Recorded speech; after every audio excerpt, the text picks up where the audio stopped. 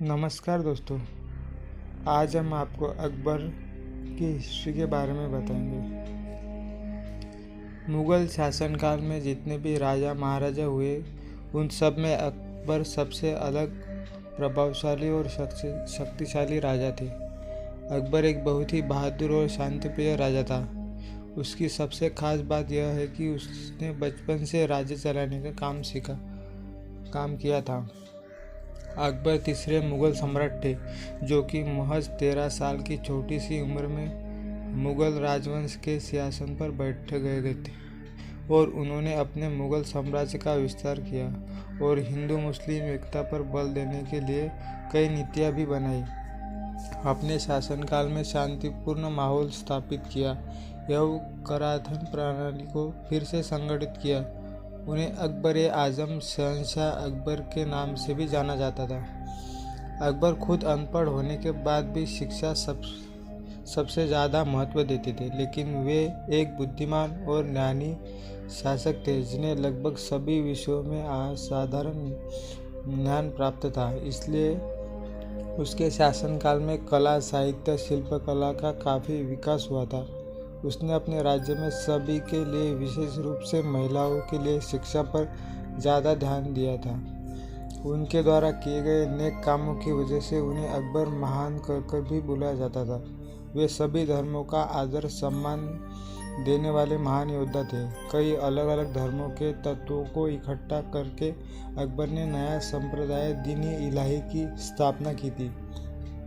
उनकी पहचान सभी मुगलों शासकों में एकदम अलग थी। तो आइए जानते हैं मुगल वंश के शासक सम्राट अकबर की जीवनी के बारे में।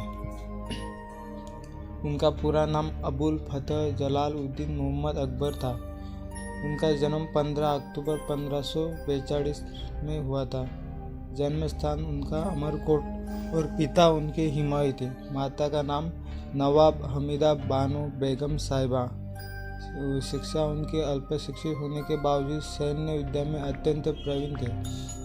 उनका विवाह रुकैया बेगम साहिबा, सलीमा सुल्तान बेगम साहिबा, मरियम उज जामिनी बेगम साहिबा और जोधाबाई राजपूत संतान उनकी जहांगीर थी। जलालुद्दीन अकबर, जो साधारण अकबर और फिर बाद में अकबर-ए-महान के नाम से जाना जाता था, वो भारत के तीसरे और मुग़ल के पहले सम्राट थे।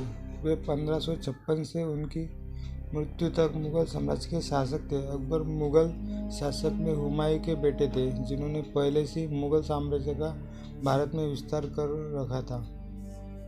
1539 से 40 में चौसा और कन्नौज में होने वाले शेर शाह सूरी से युद्ध में पराजित होने के बाद हुमायूं की शादी हमीदा बानो बेगम के साथ हुई।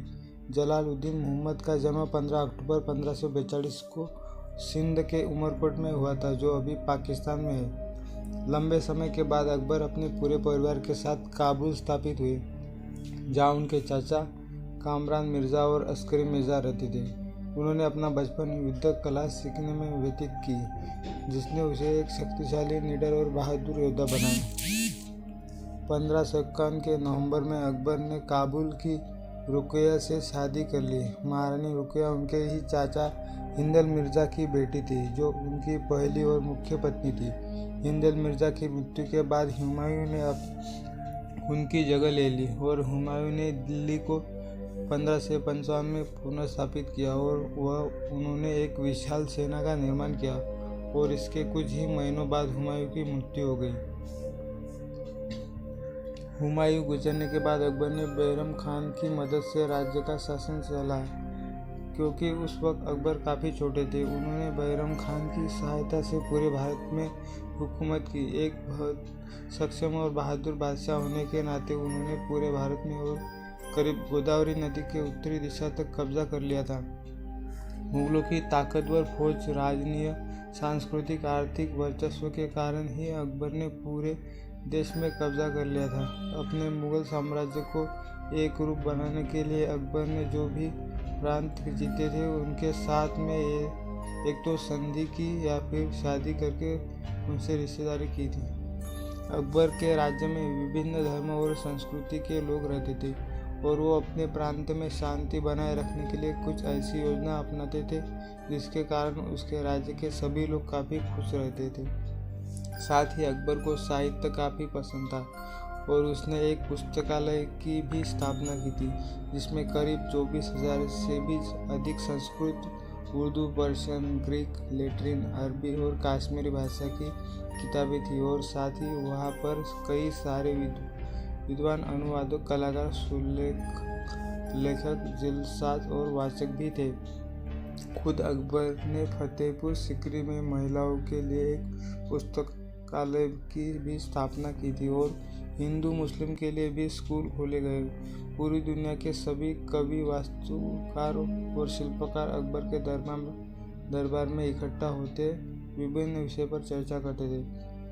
अकबर के दिल्ली, आगरा और फतेहपुर सीकरी के दरबार कला, साहित्य और शिक्षा के मुख्य केंद्र बन चुके थे। वक्त के साथ पार्शियन इस्लामिक संस्कृति भारत के संस्कृति के साथ घुल मिल गई और उसमें एक नई इंडो पर्शियन संस्कृति ने जन्म लिया और इसका दर्शन मुगल काल में बनाए गए पेंटिंग और वास्तुकला में देखने को मिलता है। अपने राज्य के एक धार्मिक एकता बनाए रखने के लिए अकबर ने इस्लाम और हिंदू धर्म को मिलाकर एक नया धर्म दीन-ए-इलाही को बनाया, जिसमें पारसी और क्रिश्चियन धर्म का भी कुछ हिस्सा शामिल किया गया था। जिस धर्म की स्थापना अकबर ने की थी वो बहुत सरल, सहनशील धर्म था और उसमें केवल एक ही भगवान की पूजा की जाती थी। किसी जानवर को मारने पर रोक लगाई गई थी। इस धर्म में शांति पर ज़्यादा महत्व दिया जाता था।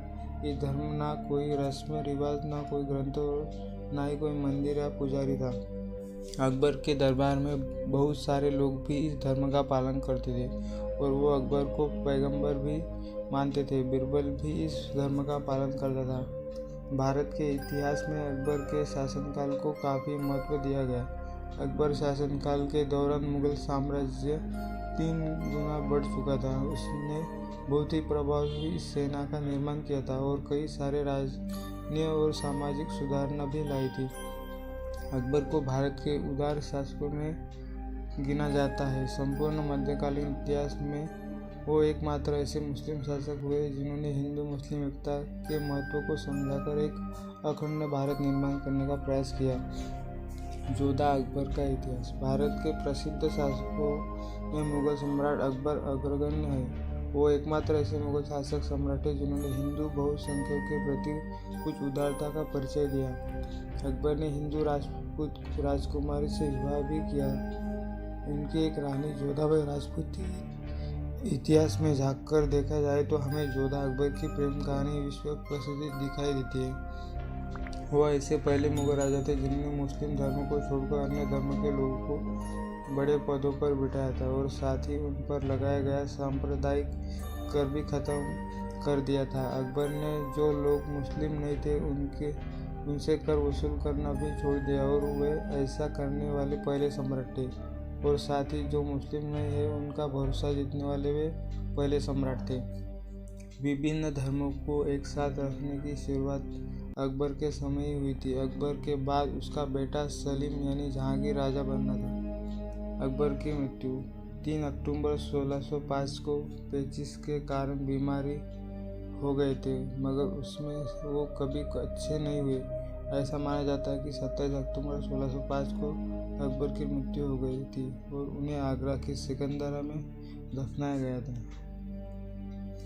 तो अगर आपको दोस्तों कहानी अच्छी